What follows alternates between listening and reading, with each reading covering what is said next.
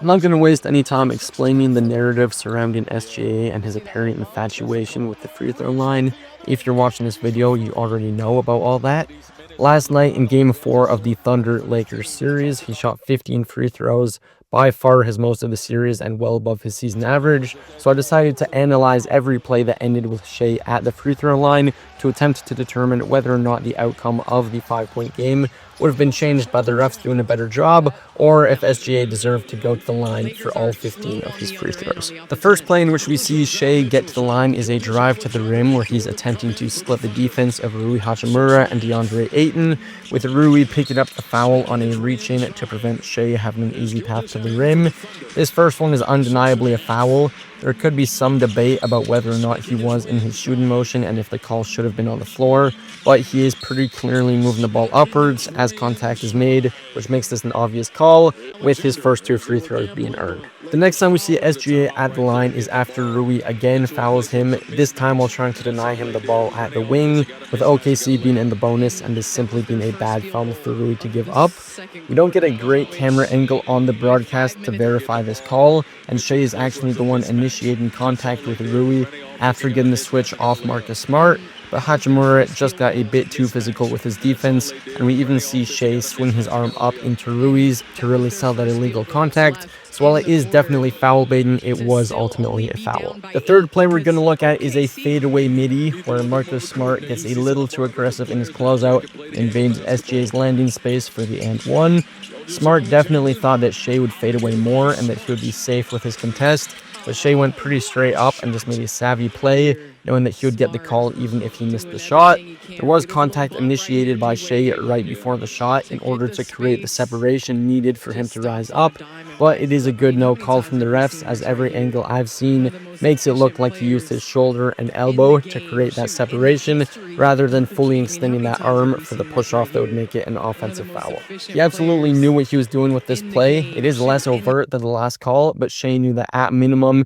he would be getting to the line on that possession, because he is probably the best player in the league when it comes to making defenders think they're safe to contest, only for him to rise up at an awkward angle or direction to force the ref's hand and ensure the foul call. So far, that's 3 fouls and 3 calls that I agree with. I think the second foul could have been a no call. I don't like to see those types of fouls in a playoff setting, but it was a pretty by-the-book foul, and SGA is going to take any opportunity he gets to compromise the opponent's defenders. The fourth foul Shai draws is probably my least favorite of the night. He's driving past Austin Reeves, starting on the left wing and heading towards the mid-range, and knowing that he has AR on his hip, rises up suddenly to create that contact from behind and again force the refs to make a call, because a situation like that is never going to result in a no call.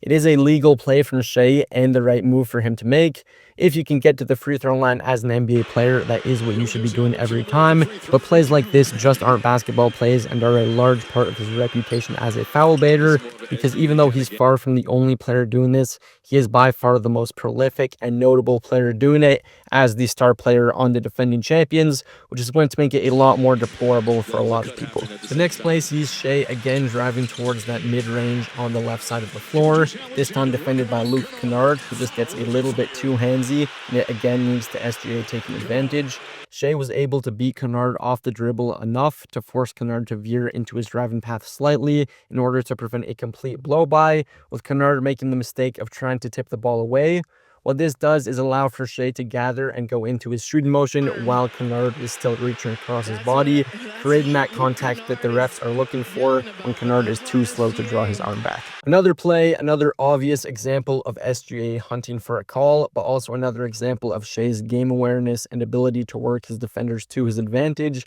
I'd like to see this be a no call, as the contact is marginal and only at the very beginning of the shooting motion, but it is there and you really can't argue with it. Moving on, we have one of the most open and shot calls of the game. The third quarter is winding down and Shai is once again driving to that left side, with Marcus Smart now defending him. Smart goes for a strip of the ball, and as soon as Shai feels that contact coming, he goes up and lets his shot fly. It's going to get called every time and is just a bad play from Smart. Not much else to say on this one. He should have better game awareness to not give that up at the end of the quarter. Heading into the fourth quarter, we have another easy call to analyze. After Reeves hit that buzzer-beating three-pointer, the Lakers were just not quick enough in getting their half-court defense set. which Shea sees and takes advantage of with a screen from iHeart to create an open drive lane to the basket, where Jackson Hayes has no choice but to foul him unless he wants to give up the layup. The final time Shea gets to the line isn't even off a real play. The Lakers were just down one late and had to start playing the foul game to try to steal the game.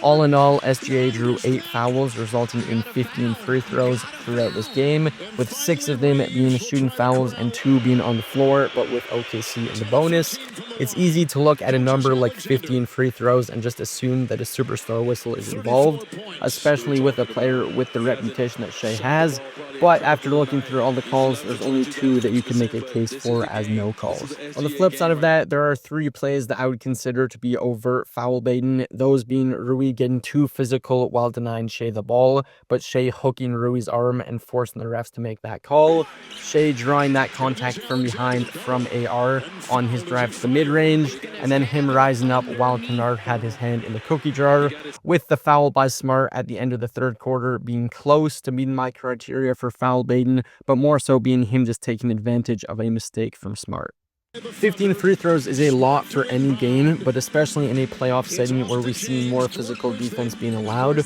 so I would like to see refs swallowing their whistle a little more when it comes to calls involving SGA, but the fact of the matter is that the Lakers shot more free throws per game than the Thunder in this series, and that a few less trips to the line each game for Shea wouldn't have changed the outcome of this matchup. So despite some foul baiting from SGA, he did still earn most of his trips to the line, and love him or hate him, you can't argue with the results of his play style.